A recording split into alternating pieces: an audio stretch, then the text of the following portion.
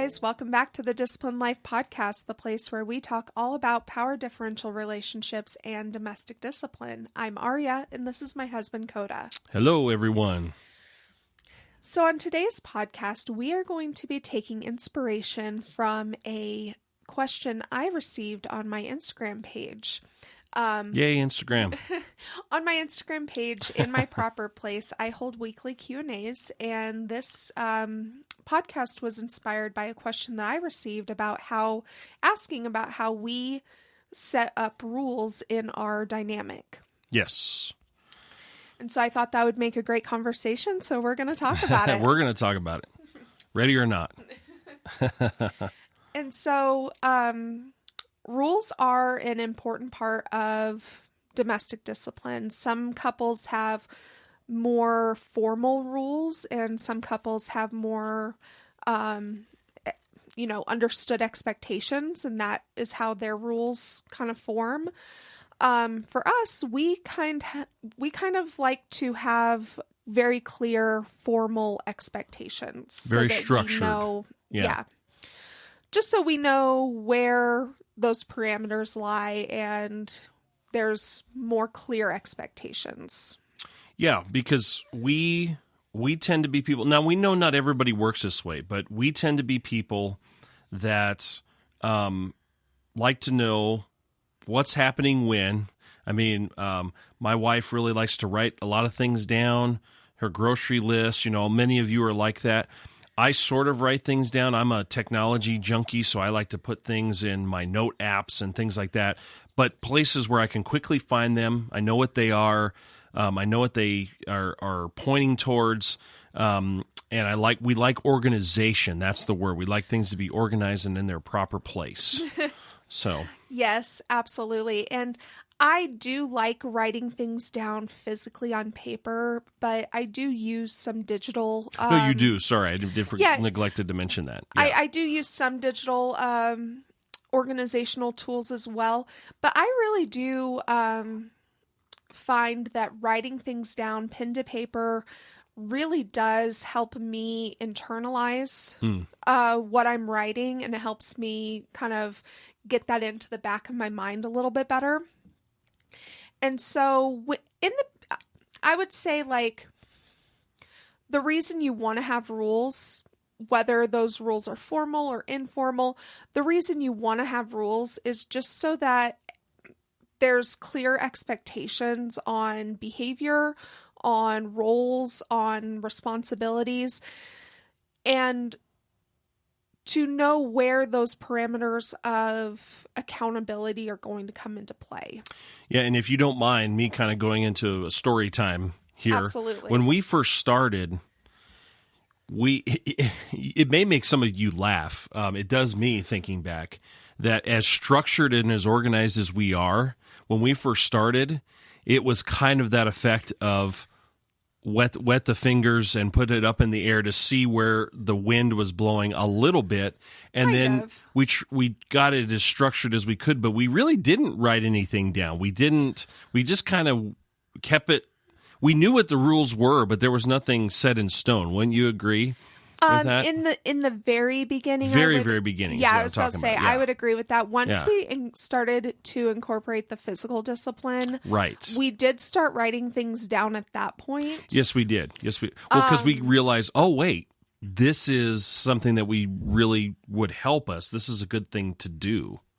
Right, and so we did start to incorporate writing things down and being more formal. But one of the mistakes that we made is I think on my end, I thought that these expectations were in place. And I think on your end, you were really unsure of what you could hold me accountable to that wasn't explicitly negotiated. That's true. Yeah. No, that's very true. And so I think it would be beneficial to come on the same page with everything. Right. Even if it's, hey, there's a general expectation of these things, just know that even though we don't have formal rules written down, if you step outside the parameters on these things, you will be held accountable. Yeah. That can be the conversation, right? Mm-hmm. because in the beginning we had rules around some structured expectations, such as like, a bedtime, a wake up time, certain chores and certain, things. But we did not explicitly negotiate or talk about things like what happens when I'm a little disrespectful. How do you handle that? Right. I thought it was implied that you would hold me accountable to that. You did not feel the same way. And so there were things that were let go or not addressed in a proper way because you were like, well, we didn't talk about that. I don't know what I don't know what I am, quote unquote, allowed to address. Yeah. And so, learn from our mistakes. If you're kind of in this and you're like, man, things are falling apart, this could be why, because you haven't talked enough. Yeah. Or you haven't set things up to where there's a basic understanding. Or if you're just starting out, put these things into place so that you don't have to go through that learning curve. Yeah. And one thing Aria will tell you is that I tend to be a little too literal, maybe sometimes. I don't know if you would agree. I thought you were going to say lenient, and I was going to agree with that too. Okay. We won't go into that right now. But I tend to be a little bit too literal. And what I mean by that is that if when she was talking about there were certain things I didn't enforce, it wasn't necessarily that those things I didn't want to be rules, but the fact that we hadn't actually put them down literally on paper and had a discussion about them from that standpoint, it was just kind of implied. As silly as this sounds, I didn't feel like I could enforce it. So that's when it brought us to actually sit down and talk about being able to enforce those, and that I could, because there are times I will admit I'll be in literal mode and someone will crack a joke and I don't get it because I'm taking it way too literally. So something that I'm working on, and we could talk about this in a different episode or maybe this episode, that I'm learning to be less lenient. That would make, so there you go. I was going to say that would make a good episode all on its own. Coda's leniency. Is that what you're going to title that? When and how to be more strict. Okay, we'll do that next time for the folks. Anyway, I was just going to say that, yes, because of our personalities, a conversation about the general expectations would have been helpful in the beginning. Yeah, definitely. And I think one thing that I think that with our situation, why we should have done that is that we started incorporating domestic discipline into a 10-year relationship. Right. Well, really a 10-year marriage, a 15-year relationship. Yeah. Yeah. And so a lot of the expectations and habits and behaviors that had been allowed to develop into habits were very solidified by that point, and we were really trying to shift and change. Now, our relationship wasn't bad. The way I was treating you wasn't bad. No, I've never thought, I just want to clarify real quick. I want everybody to understand, I've never felt like Aria has been just downright terrible to me. Because I don't want anybody to think, oh man, she's just a loose cannon and she just goes around and just is a terrible wife to her husband. That is not the case. That is not the case. I just want to clear the air on that. Sure. So it wasn't that my behavior was bad. It was just those little things, those little habits where it's like, even as simple as like, oh, your dad's always doing that. Yeah. Saying that to our child, or oh, why do you always? Those little things, like, we didn't want those to exist in our relationship anymore. And we were using our power differential relationship structure and domestic discipline to totally shift into kind of breaking those little habits, not letting those little annoyances grow, and really address all of those things. Right. But because they had existed for so long in our relationship, it would have been helpful to say, hey, these are the things that are no longer allowed to exist. Right. In our relationship. In our relationship, right. And I think that would have been helpful to say out loud. Whereas if we had gone into our dating and into our engagement with this power differential in mind, with domestic discipline in mind, we may not have had to have that conversation. That's true. Because we could have built the relationship from day one with those expectations. Yeah. But since those expectations didn't exist for a very significant amount of time, and then we were like, okay, now these expectations are going to exist, it would have been helpful to have that conversation. Yeah, and for those who may be listening who just found us and you're just starting this in your relationship, do this as quickly as you possibly can. Like you're talking about, lay that foundation, because part of what we're doing is we've had to kind of blow up originally what our relationship had been, relay a foundation, and almost kind of start anew a little bit. And that's hard.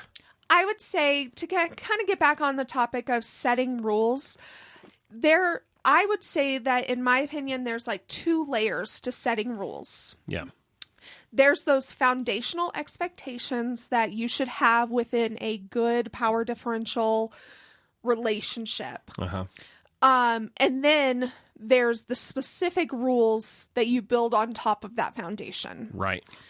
And so why don't we go through what those foundational rules and just the foundational expectations are, and then we will talk about how to set rules to support that. Yeah, I think that's good.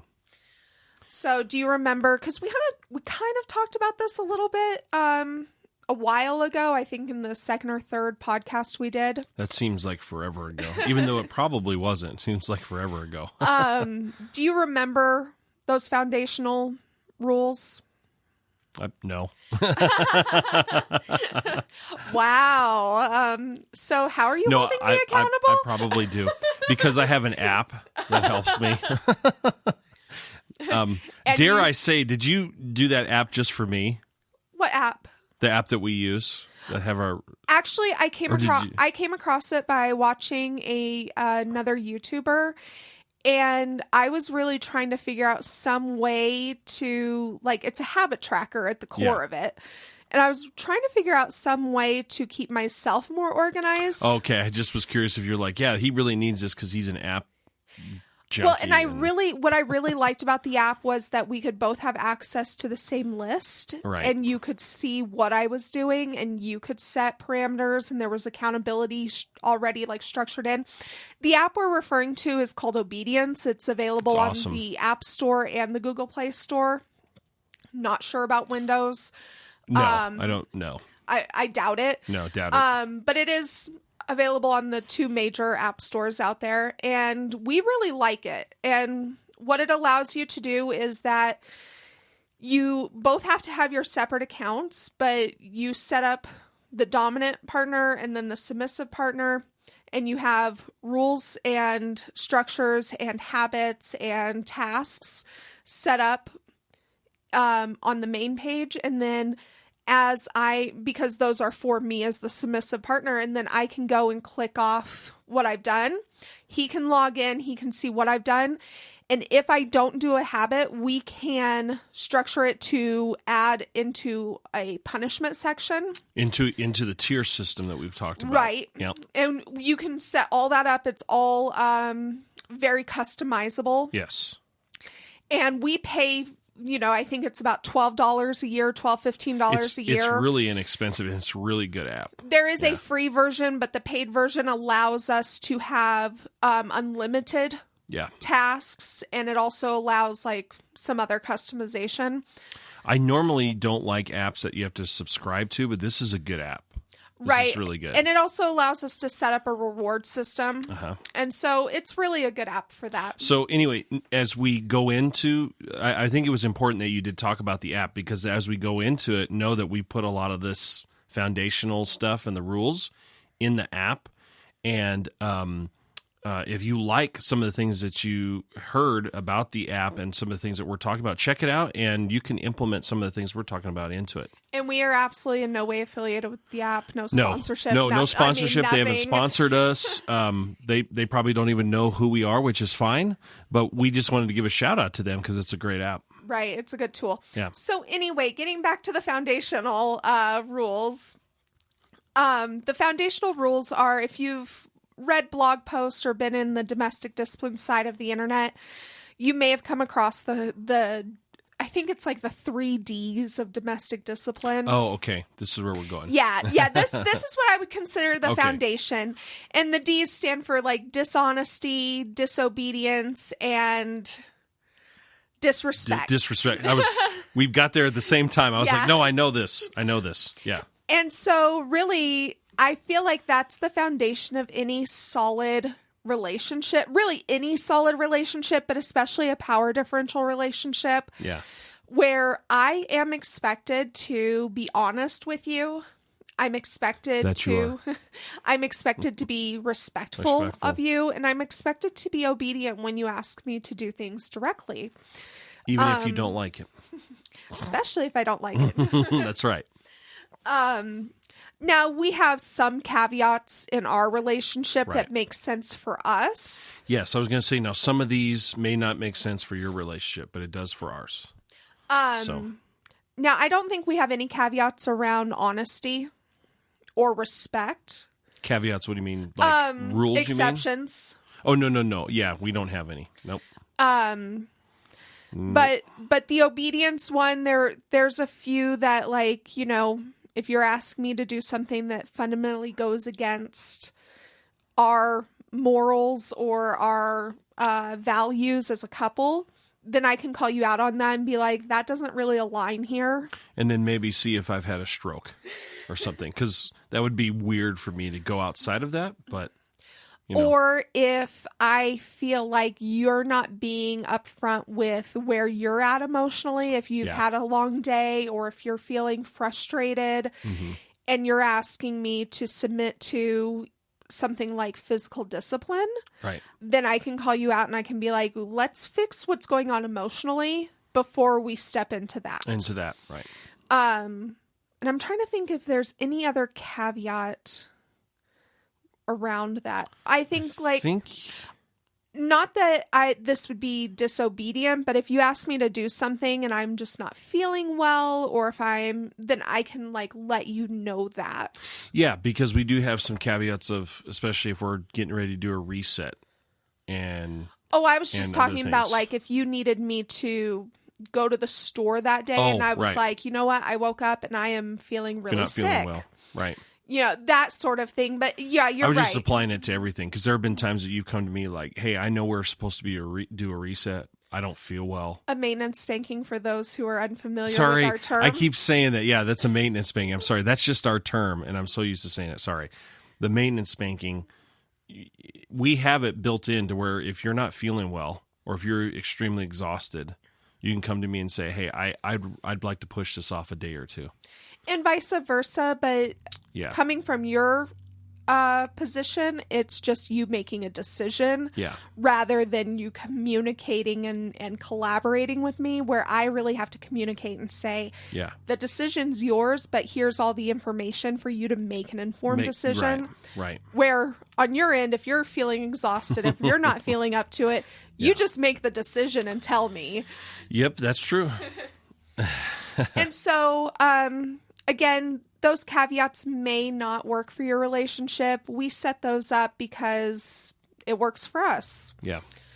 So really, those are the foundation, and then you build rules based on that. And the way I like to build rules is I like to think about our overall goals as a couple and for our relationship. Yeah. And then build specific rules to support those goals. Right. And so if we have a goal, like if one of our goals as a couple is that we have a clean and orderly home, then rules... Which we do, by the way. Good job. The rules around that would be, dishes are not to be left in the sink overnight. Countertops clean or wiped off. Right. Vacuuming, once, twice, 3 times a week, whatever makes sense for your home and your situation. Especially depending on how big or small your home is. And if you have pets and small children, pets that all plays into that. I had no idea how much that played a role in it. Yeah. And so you build rules to support the goal. So you can see the goal is that we want a tidy home. Yeah. The rules are the housework in order to accomplish the tidy home. If you have a goal as a couple to, have open communication, then rules may be you're not allowed to hide information. You need to be forthcoming. You need to check in whenever you're out in public. Right. There's been times where Coda has asked me, because I'll tell him like, hey, I was thinking about walking up to the store. We live in an area where there's a shopping center that's about a 5-minute walk away. Yeah, it's not very far at all. And so he'll just say, text me when you leave the house and text me when you get to the store. And we live in a fairly safe area. Let's just keep you safe. Right. And so that's not a control thing. That is, he wants to make sure that I'm safe. And if something happens to me, he can react and respond as quickly as possible. That's right. One of the rules that he has set into place that I think is kind of silly, but I totally get it. But I'm not allowed to answer the door if he's not home. Nope.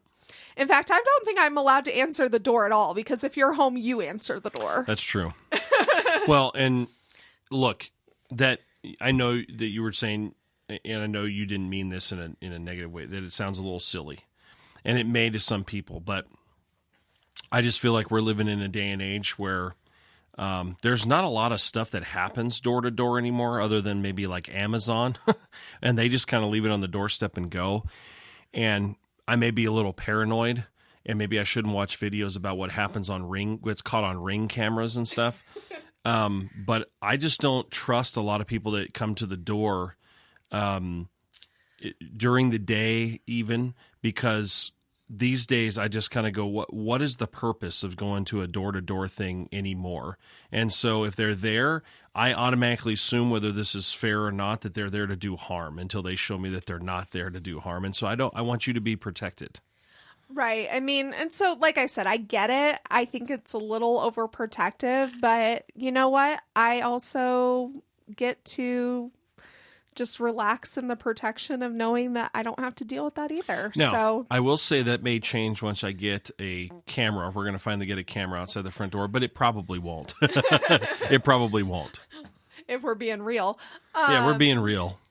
Yeah. And so Which we are. One of our goals is that Coda wants to protect me. That is a goal, that he wants to give me protection.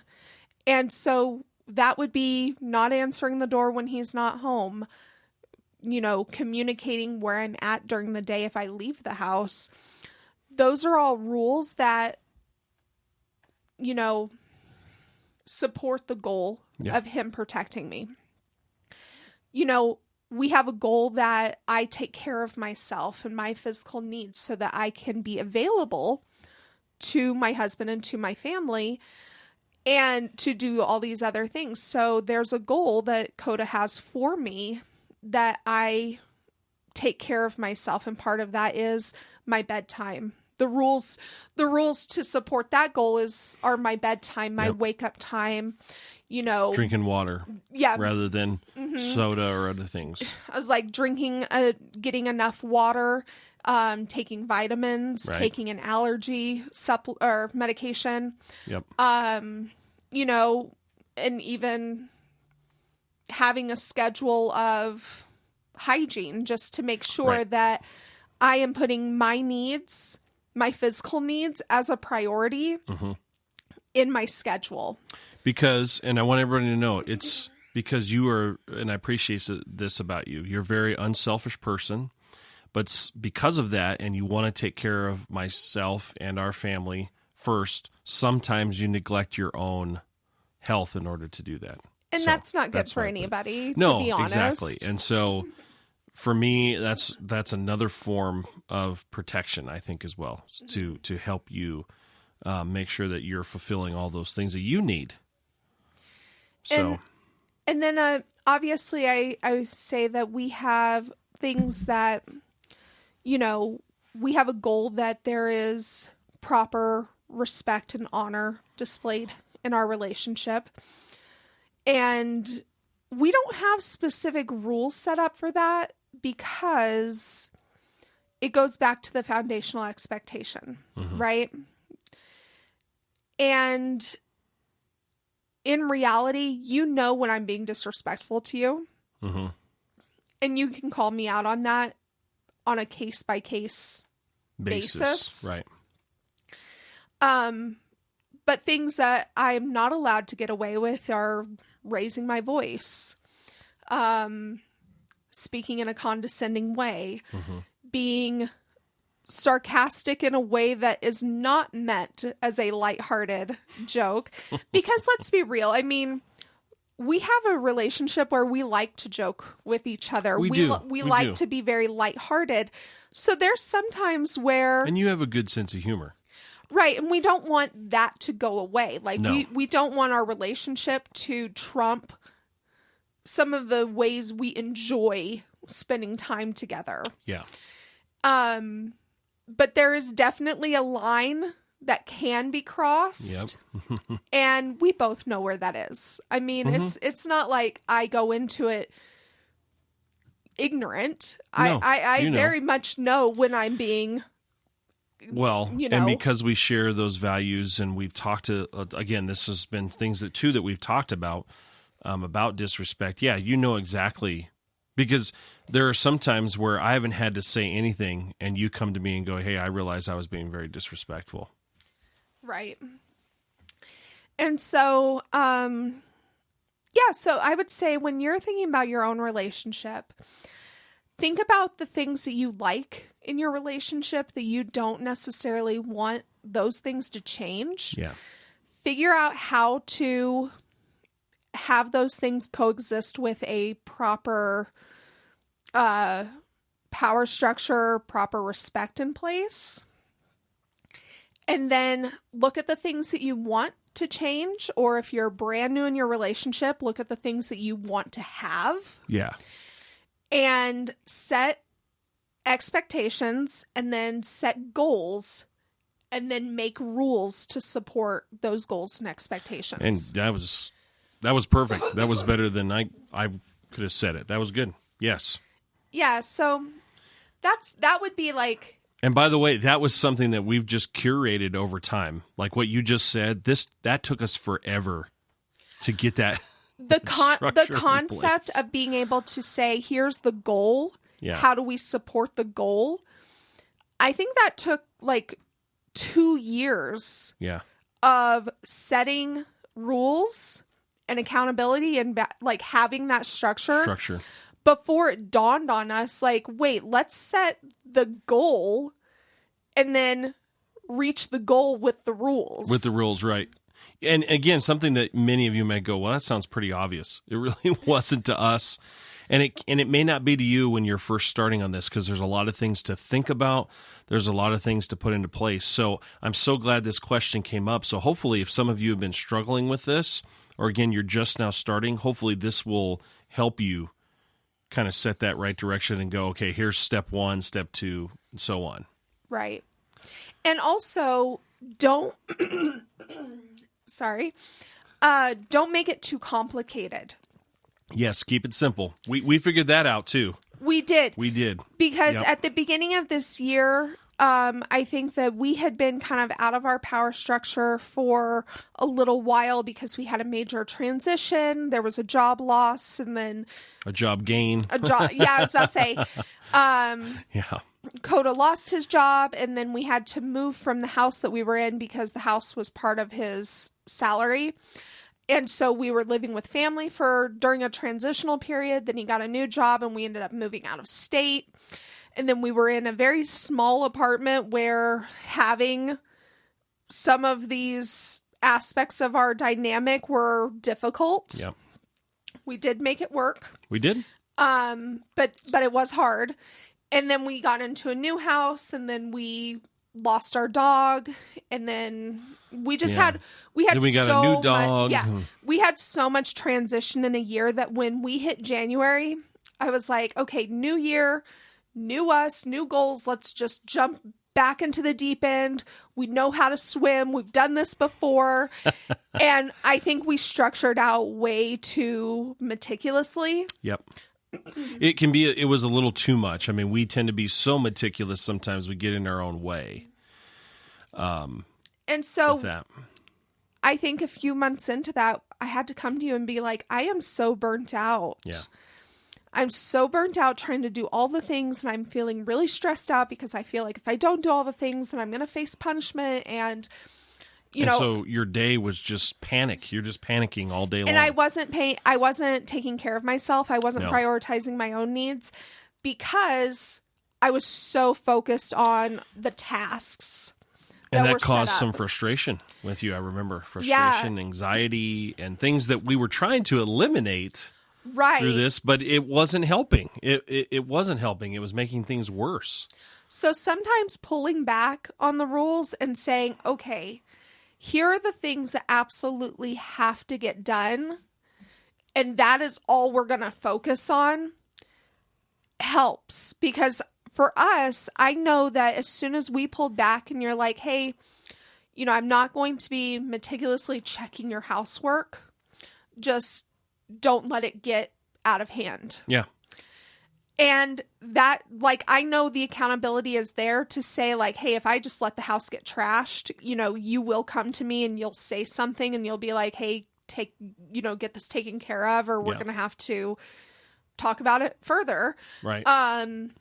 Knowing that accountability is in place gives me the security and the structure to the point where the house has been cleaner now than when we had rules about every task. I would 100% agree with that. And not only has the house been cleaner, but you're not worried about it from the standpoint that you're... No, not at all. And actually, I'm going to do a Patreon exclusive podcast, like a solo podcast, all about... Without me? No. but all about how I have reframed my thought process around housework in order to have a more, structure, more structure around that, and have a cleaner home without getting burnt out, because I reframed how I think about How it. you think about it, yeah. And part of that That'd be was, great. I was about to say, Shout out to the Patreon folks. You're going to get some good stuff. but part of that is that I knew that you weren't looking at every single task and you weren't micromanaging every single task. So I felt free enough to reframe how I looked at it and not be stressed out over every little thing, because I was like, man, he's going to come home and he's going to go through his checklist. Now I know, hey, if he comes home and the house is generally clean and he feels relaxed, that's the goal. And if I can piggyback on that, the reverse was, I didn't realize I had so many rules that I was trying to enforce. It was hard for me on top of everything else that I'm trying to do to enforce those. And because of that, you felt like I wasn't holding you accountable enough.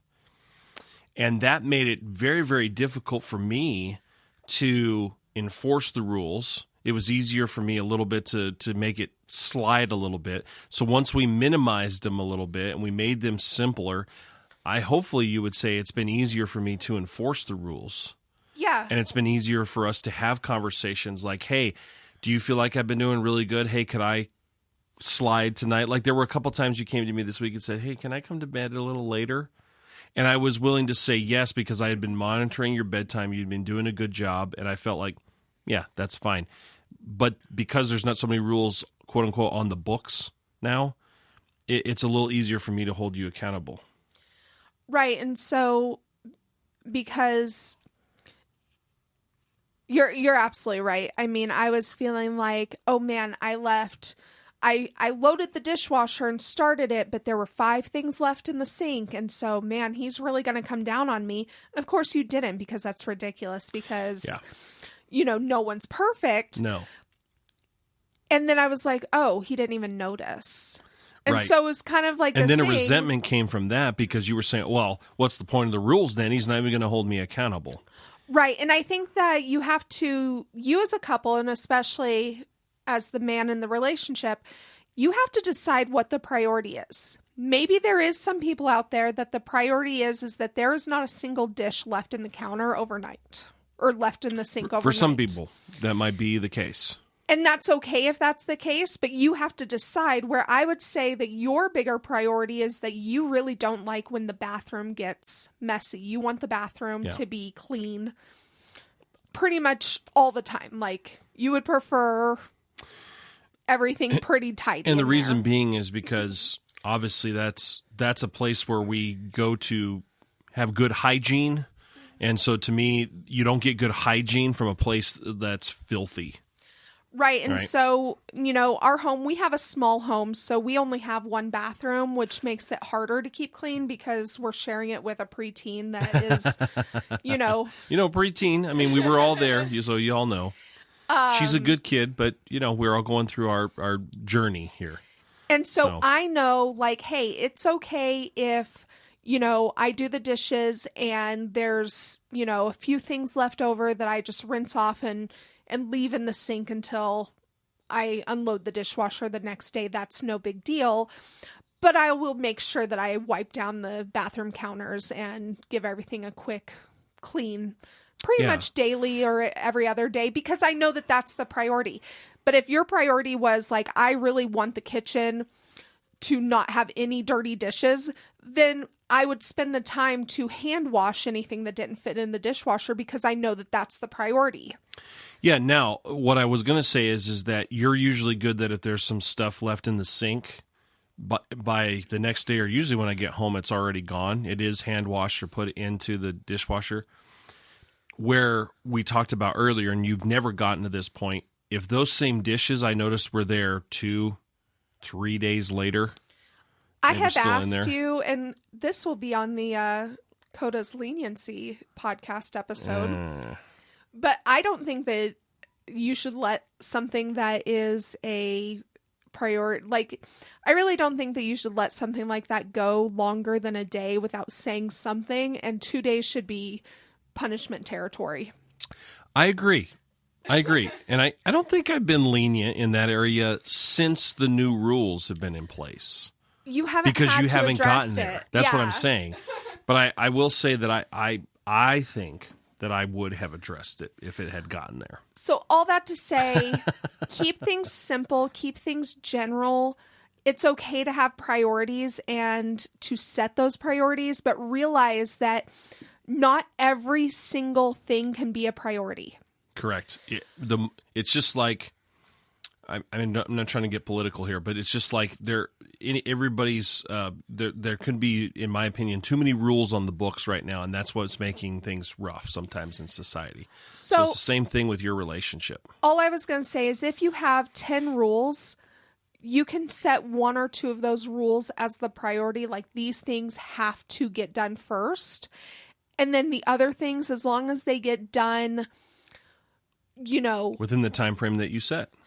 Yeah, within a time frame and, to the best of the ability, right? So, I'm just thinking, for instance, like you have 10 rules, 2 things are priority. So you do those 2 things first, and then you do them very well. You do them at like a 95% competency. Right.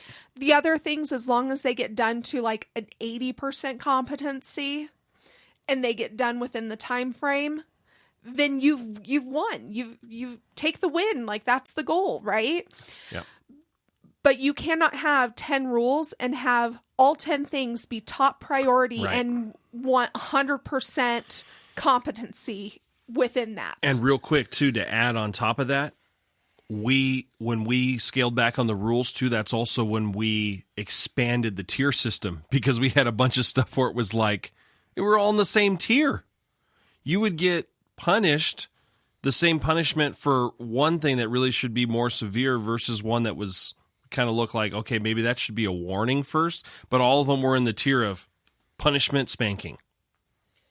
You know? Right. And so definitely, and I would say like things that fall within like the foundation, those should be the things that you are most concerned about, because without that foundation, your relationship is not going to be able to sustain this dynamic long term. I would even dare say if you don't have those foundational things in place, you will most likely have relationship issues at your core. Yeah. Yeah. Very true. And so definitely look at those look at the foundational things as like, these are top priority as far as if you're disrespectful to me, it doesn't matter if the dishes are done. Right. Because this area, this is our crisis point. This is something that needs to be fixed right now. Got to have good discernment with those things. And so really focus on the foundational things. And then once those are really solid and in place, then you can start focusing on like, okay, especially if it's like, if you're taking on the role of a homemaker, then you look at taking care of the home as your job. Mm-hmm. And, now we don't look at it as this, but to a certain extent, I'm a homemaker. Taking care of the home is my job. Coda is like my boss or my manager. I'm the boss. But where he can come in and say, you really excelled here. These need work. And you have to be receptive to that kind of input and that type of communication. Yeah.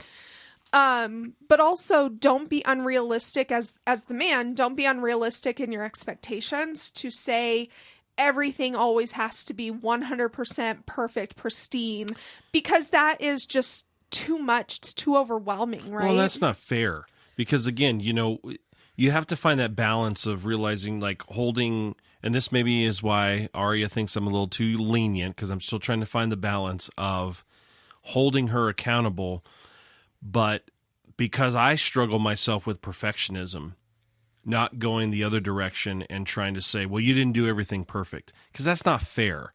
You need to have good, that's why I said it comes down to good discernment. Are you discerning whether or not, they try to do something with excellence? Who cares if it's perfect? But did they try to do something with excellence, or did they purposely just kind of do a subpar job just so they hopefully will skate by and not get punished for that?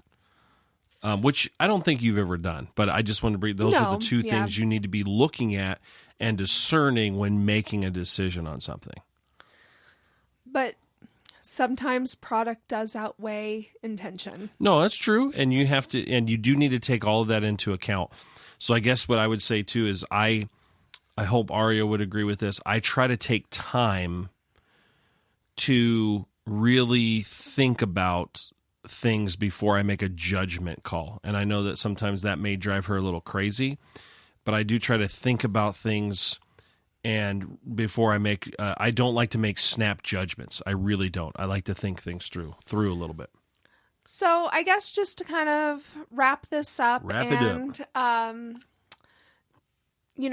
a brief overview.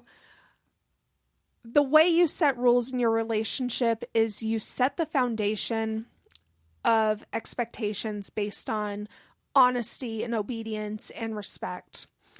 Once you have that foundation laid, then you set goals for yourself as a submissive, you set goals for yourself as a leader, and you set goals as a couple for what you want your relationship to look like and what you want your relationship to be. And then you set individual specific rules to support those goals. Every couple is going to have different priorities. Every couple is going to have different goals. And so every relationship is going to be slightly different, but there are some universals like respect, honesty, obedience. Or should be, right? I was about to say, those are pretty universal. Yeah. Try to keep it simple and have open lines of communication. So if stress and anxiety and overwhelm is starting to set in because the rules are too much, be receptive to that conversation too. Shift things until it fits your relationship and your structure. Because I know that Coda much prefers when I am just happy and carefree and fully in my role as the submissive partner.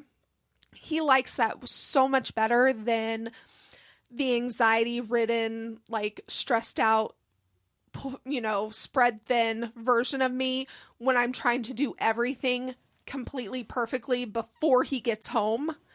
Yeah. Because it was getting to a point, and I'm going to rabbit trail just a minute here.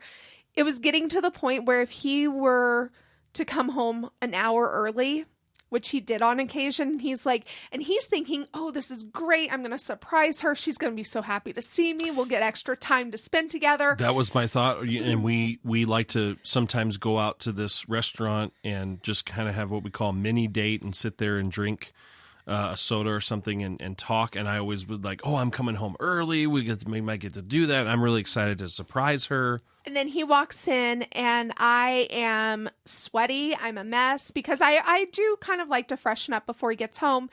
He walks in and I'm like, what are you doing home? Because I'm stressed. I'm stressed out because I'm like, I was supposed to have all these things done before he got home and now he's home early and I'm a mess and the things aren't done and he's going to be so mad at me and that's not the goal. No. At all. And then that hurt our relationship because, not in an intentional way, but that hurt our relationship because she's so worried that, oh, crap, I don't have all of this stuff done. Now he's going to hold me accountable. I'm going to get punished. And I walk through the door like, well, I was trying to surprise you. Where you're like, I just want to spend time with my wife that I love. Yes. And haven't seen all day, haven't thought about all day. And so that's one reason we really took a look at the rules and realized we had too much and we scaled back. And that's been so much better, I think. It has. And so all that to say, make your relationship work for you because the goal is not to have a pristine house or the perfect dynamic or ultimately. That's what I mean. That's not the true goal. That's not the goal. The goal is to have a good relationship. Yeah, a good relationship where you enjoy spending time together and structures are in place and proper levels of respect are shown. And to get rid of these are things, believe it or not, these are things that couples argue about, sometimes to the point where relationships end because of it. And we love each other. We've been together for a long time, and we've been married for a long time, and we want that relationship to continue to get sweeter and more enjoyable. And the more things we feel like we can take out of our relationship that we're going to argue and have disagreement about and hurt our relationship, that's what we want to do, which is one reason we've embraced this lifestyle. And I think that's ultimately the goal. I mean, yes, we want the clean house, we want all that, but ultimately this is to make your relationship better. Right. We want to have a more connected relationship where I am giving him honor and respect and he is loving me and cherishing me. And everything else, the house, all the tasks, all the rules, all of that should be supporting that ultimate and goal. Hopefully that's the reflection of where our relationship is at. All right, guys. Hey, we did good. I think we talked long enough. And hopefully you were able to follow most of that, and hopefully you got something out of this too. Please leave a comment and let us know your thoughts on this subject, and we would love to hear that feedback. If you want to support us on Patreon, the link for that is down below. If you want to follow us on Instagram, our handles are _disciplined life or in my proper place with a period between each word. Those handles are typed out in the description box down below as well. And if you want to send us an email, you can do that at thedisciplinedlifepodcast@gmail.com, and that will be typed out down below as well. Can I just say thank you to all of you who have subscribed to our YouTube channel? Yeah, the reception has been awesome. Aria keeps coming to me and goes, "We have this many subscribers now. Thank you. Thank you, thank you, thank you." That's what I wanted to end this podcast by saying thank you. We are so excited that you're enjoying it, and we hope that you'll continue to enjoy it. So please, like she said, leave a comment, smash the like button, as they say, and make sure to put on notifications too so you know when we put up new ones, because we do this because we want you to enjoy it and we want you to get something out of it. So thank you. Right now we are uploading every Sunday, and hopefully that'll continue. I think Sunday is a good day. And you want to remind them what the perks are on Patreon, just for... So our lowest tier is just early access to the public podcast. So you get that early. Yep. And then our mid-tier, you get early access to the podcast as well as Patreon-exclusive podcasts. Which is what you're working on soon. Yep. Right. And Patreon-exclusive written articles as well as pictures. Don't have any pictures right now, but we're working on it, though. We're going to get there. Put some stuff up. And then the top tier is all of that plus a Discord server. Which is very slow right now, but hopefully as I learn more about Discord, it'll become more. We're learning from our preteen right now who has mastered it. Right? She's like she the has Discord. mastered it. I was like, she needs to teach us. And in knowing that, thank you to our Patreons. Yes, thank very you much. to the ones that are, and we promise your content will be coming out. We're just slowly trying to work out all the bugs here. So thank you guys so much, and we'll talk to you next time. See y'all later.